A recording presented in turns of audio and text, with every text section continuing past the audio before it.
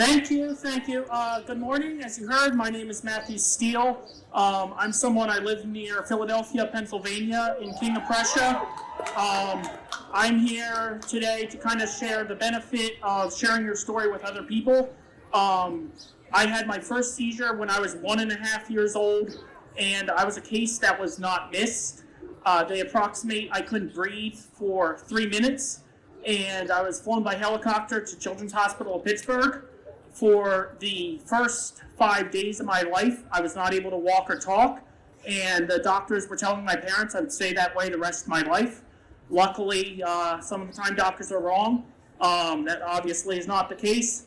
That being said, throughout my life, I had to make a lot of adjustments socially, how I studied for school, and other things as well. I never let it define me, though. I always found different ways to do things. My approach to my life with epilepsy, though, has to be very open about it. Share my story with all kinds of people, from teachers to friends to coworkers. The more people that know, the better. The less likely you are to be alone, and the less fear, less judgment towards the general epilepsy community. So that's generally been my approach through life. And one of my big things was I had a point in life where I went 7 years seizure-free. They came back in my senior year of college. I still graduated college on time, but then I had a lot of seizures that year. And I ended out, I had brain surgery the year after I graduated. And my brain surgeon, my neurologist put it in a very good way. They were like, we're not surprised if there's stuff that happens in the first 16 to 18 months, because it's like laying down new grass seed.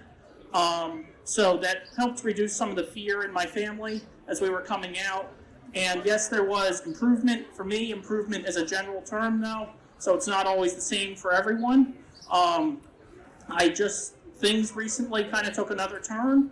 I had been on a point where I was another 7.5 years or so seizure-free, and living on my own, doing various other things, able to drive.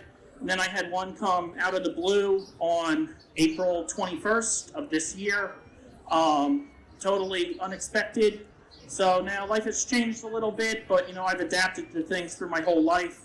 Nothing else is going to change there. And I always like to be active in many ways with epilepsy. I like to raise awareness in very creative ways. And anything you can do from home is great. You don't have to be able to drive. I like to do paintings, crossword puzzles. I will make workouts based on epilepsy statistics. So there's various things you can do from home. Sidewalk chalk, whatever. It's not just something you have to be somewhere to raise awareness. And a saying I've always liked to live by to help me get through things in life is epilepsy does not have me. Instead, I have epilepsy. Thank you for your time. Thank you so much, Matthew.